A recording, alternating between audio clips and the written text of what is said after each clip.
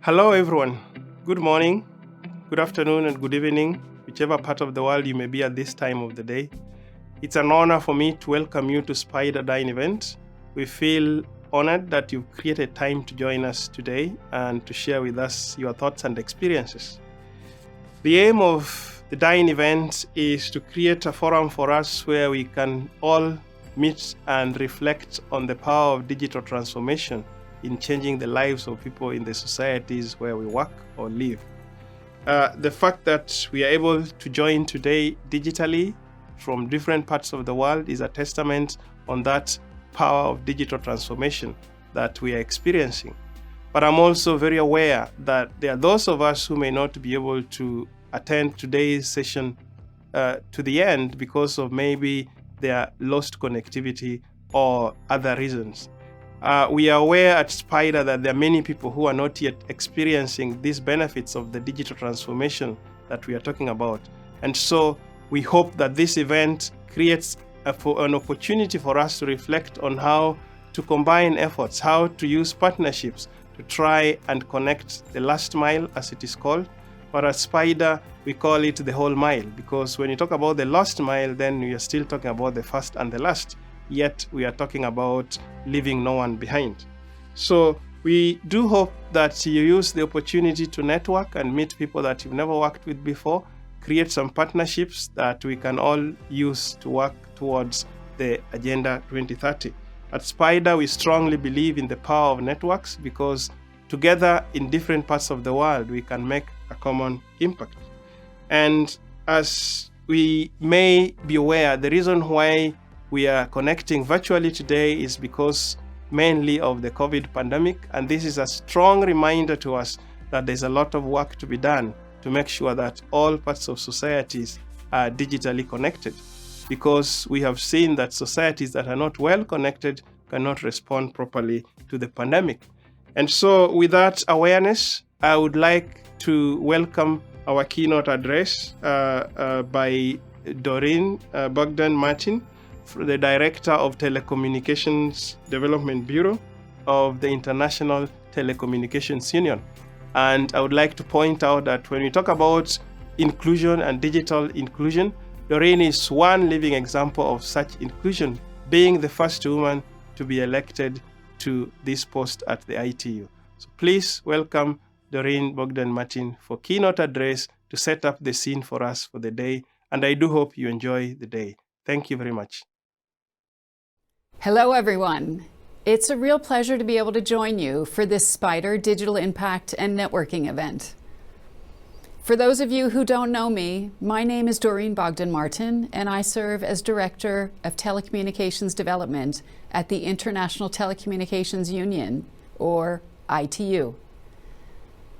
ITU is the UN agency for digital technologies. We're based in Geneva, Switzerland, and we've been at the heart of advances in communications for more than 155 years. From the earliest days of the telegraph to the invention of the telephone, communication satellites, mobile phones, and most recently the internet and the World Wide Web. When the Spider Dine team approached me to speak at this event, I was delighted that they wanted to focus on the role of digital transformation on equity, opportunity, and access to information. Over the past 12 months, the role of digital in helping us confront the new realities imposed on us by the COVID pandemic has been absolutely critical.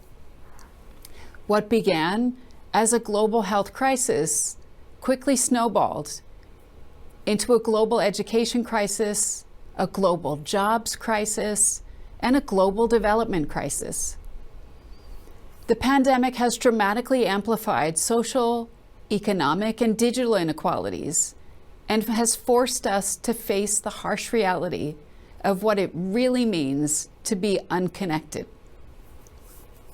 The world is still not sure when we're going to beat this virus, but one thing I think the whole world is now sure of is the vital importance of connectivity. For those of us joining this session today, digital technologies has been helping us ensure that our lives continue as normally as possible. So I'd like us to pause for just one moment and remember that we are really among the very lucky few. Because right now, every second person on the planet has never, ever accessed the internet. These 3.7 billion people have no choice but to struggle to find ways to survive the pandemic and its social and economic fallout without a digital lifeline. Those of us living in highly connected countries are so used to taking broadband connectivity for granted that it can take a crisis like COVID to remind us how profoundly transformational an internet connection can be. The UN Sustainable Development Goals and the 2030 Agenda for Sustainable Development were forged on the conviction that all people must enjoy equal access to the same opportunities. When the world signed up to this agenda, our pledge was simple: leave no one behind. And COVID has shown us in no uncertain terms that in today's world, leaving no one behind means leaving no one offline. Universal digital connectivity is the vital catalyst that we so urgently need to dramatically accelerate progress towards the 17 SDGs. Let's see why. We are entering a new decade. Growing inequalities, climate change, natural disasters, pandemics. We're faced with global, complex challenges. In response, United Nations member states have adopted the Sustainable Development Goals. Information and communication technologies offer answers for helping achieve the SDGs.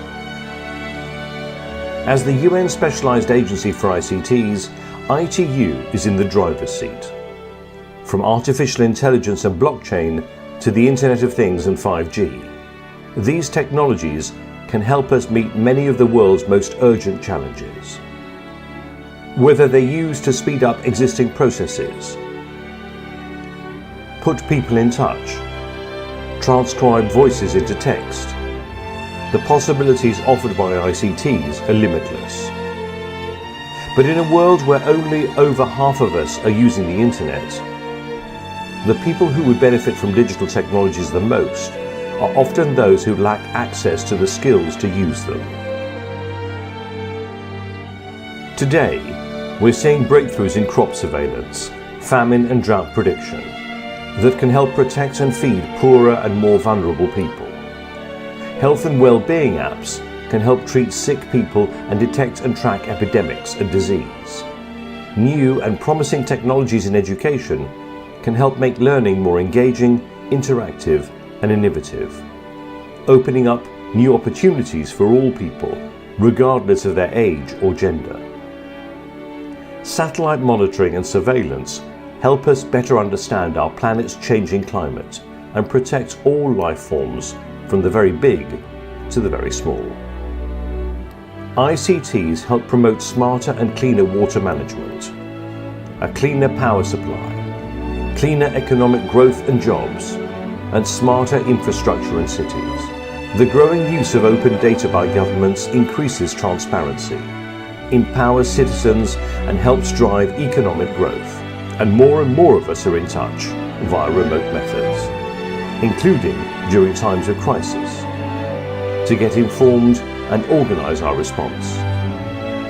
But ICTs impact each SDG differently. We cannot let ICTs increase existing inequalities or adversely shape attitudes towards women and gender equality, or not deal with the growing issue of e-waste. With the Connect 2030 agenda, ITU stands ready to help all its members in the public, private and academic sectors make the most of digital technologies. ITU members have been behind some of the most significant advances in digital communication technologies in history. ITU members worked hard to bring you the first 3G, 4G and now 5G. Today's satellite networks and tomorrow's next generation satellites are based on ITU standards, allocating radio frequency spectrum and minimizing interference. ITU and its member states will not rest until the digital divide no longer exists. Until we can bring the benefits of technology to everyone, everywhere. At ITU, we work on many different fronts in countries all around the world to help extend digital access to unconnected communities. Getting telecoms equipment in is important, but it's not just about the infrastructure. We also need to ensure networks and services are physically available, financially affordable, and accessible and actionable by the people who need them. For tech developers, that means designing and developing services and platforms that meet the specific needs of their target demographics. For example, prioritizing voice interfaces, local languages and icon-based navigation if literacy is an issue, or alternative charging capabilities if a reliable electricity supply might be lacking. And for us at the ITU, it means helping governments access infrastructure needs. It means working with regulators to forge enabling environments that stimulate uptake while keeping prices down. It means helping countries develop sustainable digital innovation ecosystems so that they build the grassroots expertise to navigate technological change. And it means promoting digital inclusion so that people are empowered to take advantage of new services and platforms as they become available. There is a lot of talk of the need to forge a new normal for our post-COVID world. For me, that new normal must include broadband access for all. The UN Secretary General Antonio Guterres has urged the world to use this crisis to build back better. I think we need to go one step further and build back better with broadband. COVID-19 has been a brutal wake-up call about why we need to dramatically accelerate efforts to bring unconnected people and communities online. Because we will never leverage that truly transformational network effect until everyone is connected. Dear colleagues, can digital technology really help us achieve the dream of global equality and opportunity for all? I very much believe that it can. And to convince you, I want to show you a few short examples of digital applications linked to the 17 SDGs that are transforming the lives of people in some of the world's poorest communities. Let's begin with agriculture. Until quite recently, this was one SDG that struggled to find meaningful digital applications. But that's now changing fast. And with clever apps for smartphones and IoT-based services that use low-cost environmental sensors to regulate parameters like water use, let's look at an innovative use of mobile-based mapping services that is helping pastoralists in Kenya to optimize the health and well-being of their herds.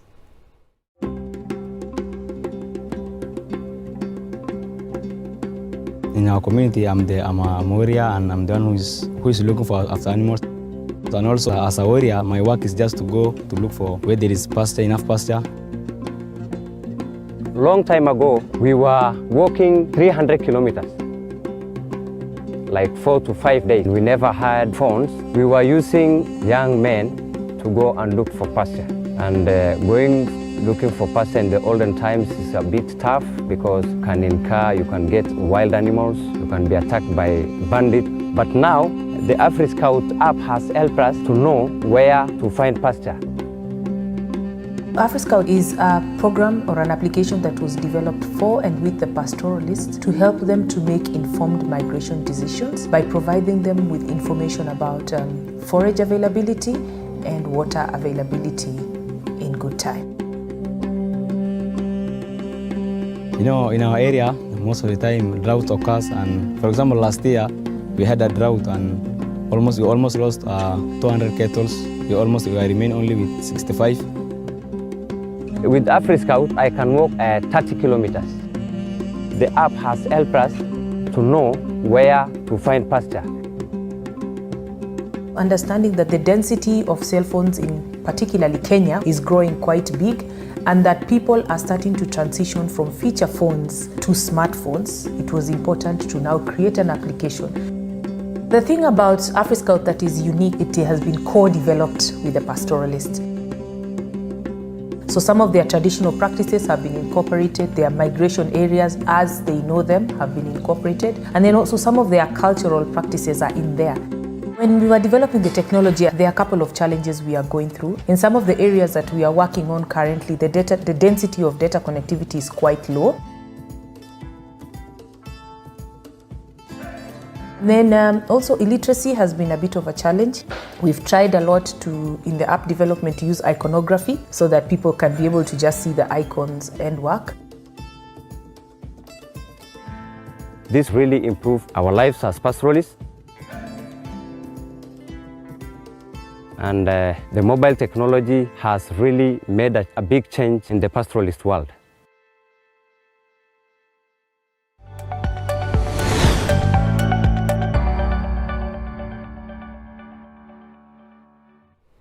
Isn't that an inspiring use of digital? The AfriScout app is a great example of a grassroots project that really serves the needs of its target community, and it takes into account the challenges that they face. It's a really compelling example of what it means to bring meaningful connectivity to people on the ground.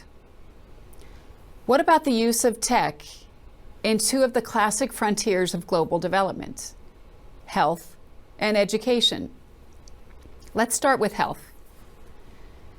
We know that technology is increasingly being used for diagnosis in rich nations. But can it help in poorer countries too? Sure it can. A simple example is ITU's Be Healthy, Be Mobile partnership with the World Health Organization. This initiative uses ordinary 2G mobile phones to deliver health information and reminders about vaccinations, screenings, and more. It's already dramatically changing health outcomes in 11 countries. And in the wake of the COVID crisis, ITU and WHO have been leveraging the Be Healthy, Be Mobile program to send text messages with COVID health and safety advice to communities throughout Africa. But as the world gets increasingly wired, we can go even further. ITU figures reveal that across Africa, more than 3/4 of the population is now covered by 3G services, and that opens up a whole new world of possibilities.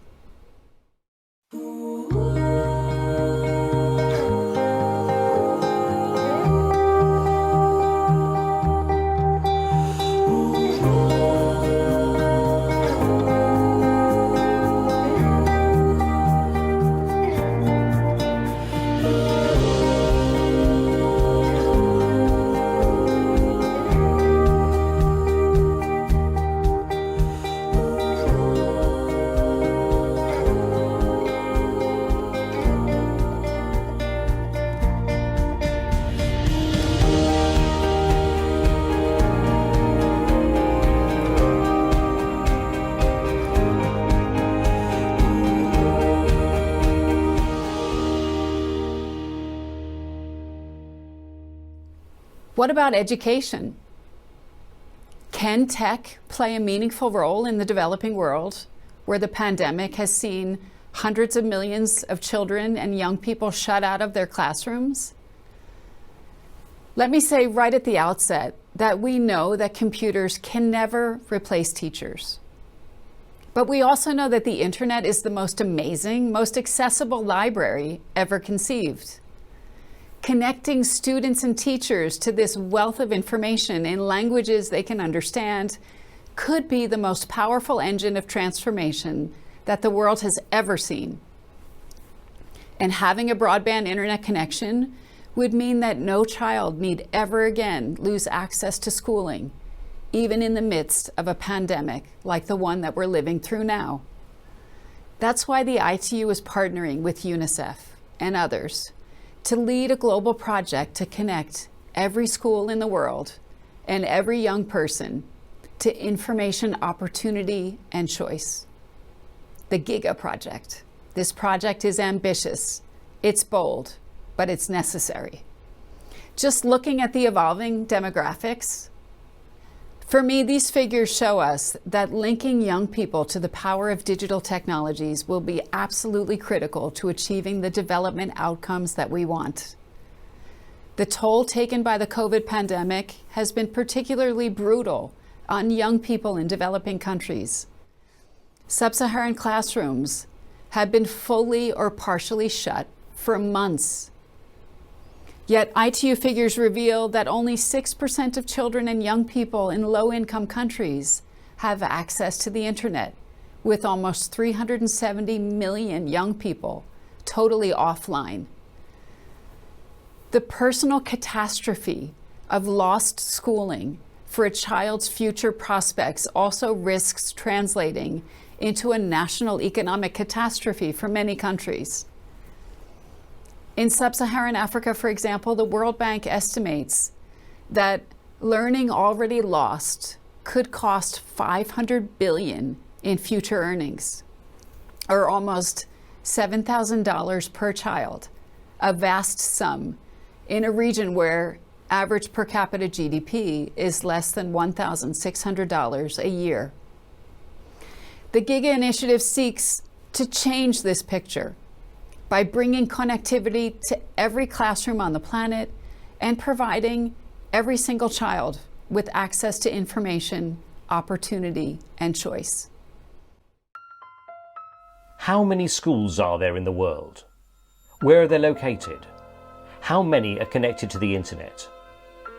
Well, the truth is, we don't know it. Yet.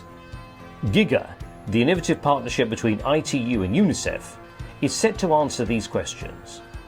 Launched in 2019, GIGA has so far mapped 800,000 schools in 30 countries and is now actively working with 14 governments to ensure that every child is equipped with the digital public goods they need and empowered to shape the future they want.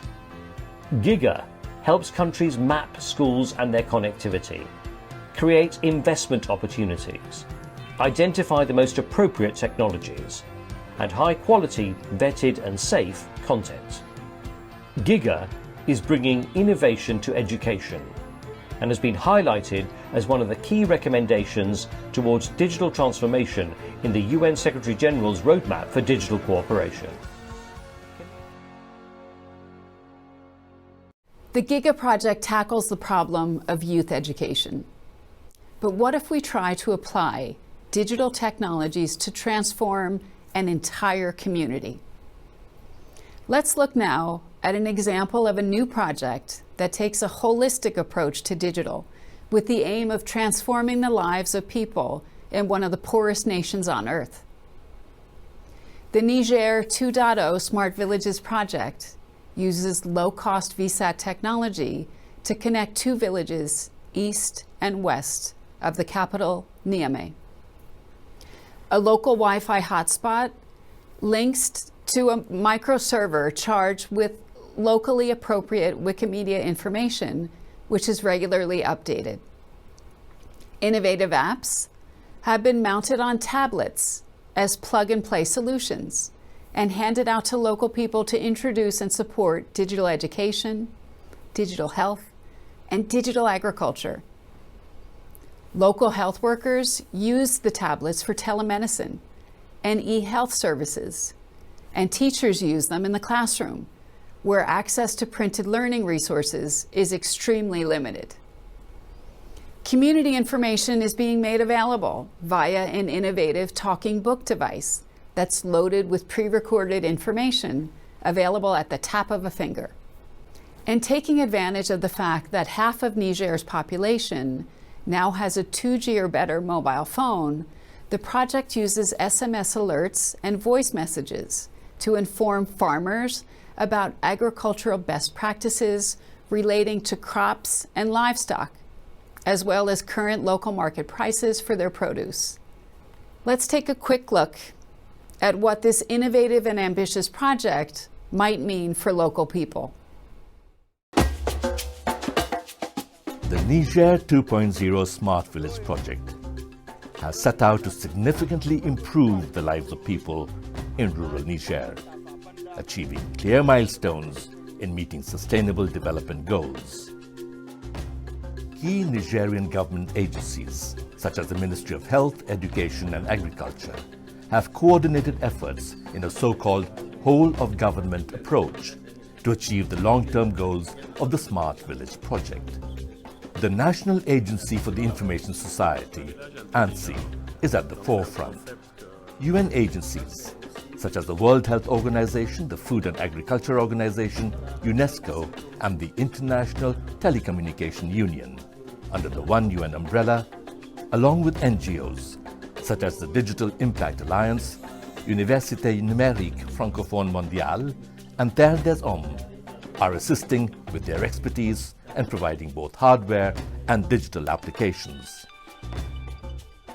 Innovative apps mounted on tablets as plug-and-play solutions have been prepared for distribution in rural communities to introduce and support e-education, e-health, and e-agriculture.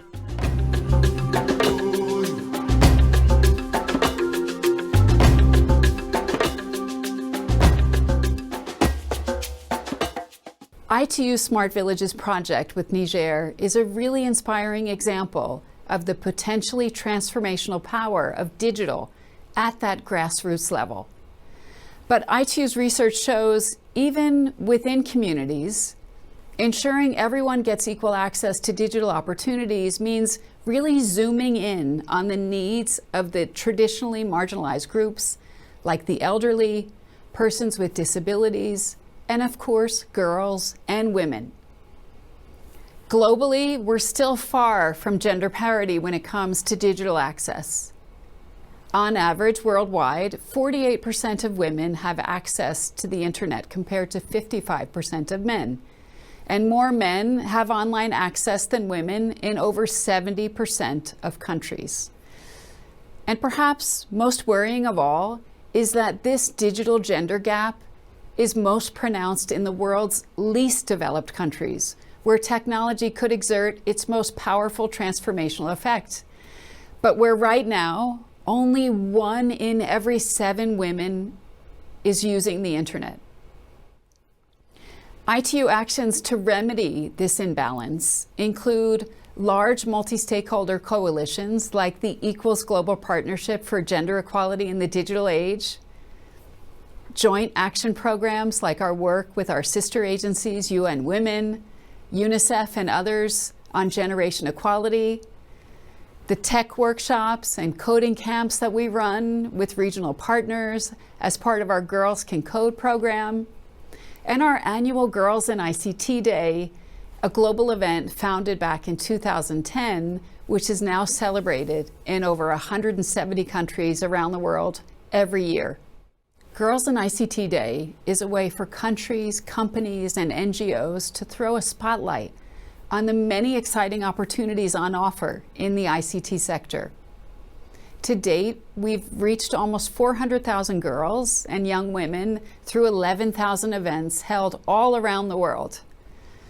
And through the Equals Global Partnership, we strive year-round to bridge the digital gender gap by targeting 3 problem areas: women's access, women's digital skills, and women's digital leadership opportunities. Just before the end of the year break, we hosted yet another amazing edition of our annual Equals in Tech Awards, where we recognize and we celebrate some of the pioneering individuals and organizations breaking down barriers for women and girls in areas like digital skills development and digital entrepreneurship opportunities. Let's take a look at one of our inspiring winners, which is empowering girls and young women in Cambodia to become active members of the digital economy. As we know, 50% of total population in Cambodia is female, but only 7% of girls choose to study technology. Why? Because girls are often told that technology is for boys. Many girls do not know where can they learn technology. Often, they are not supported to study technology.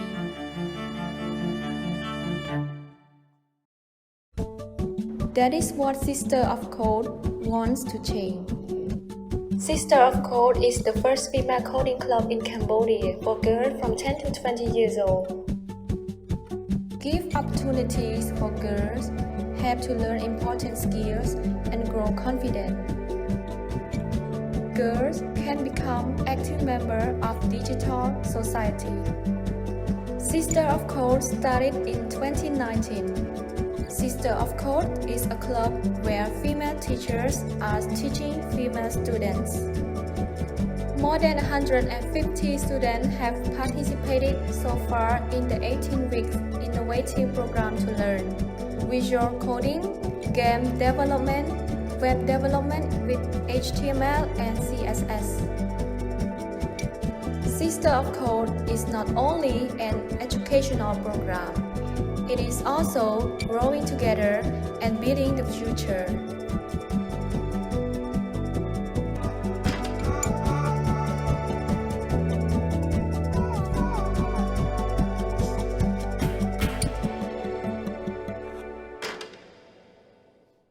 Ladies and gentlemen, I hope these few short videos have convinced you of the powerful transformation effect that new and emerging digital technologies could have on our efforts to achieve global equality.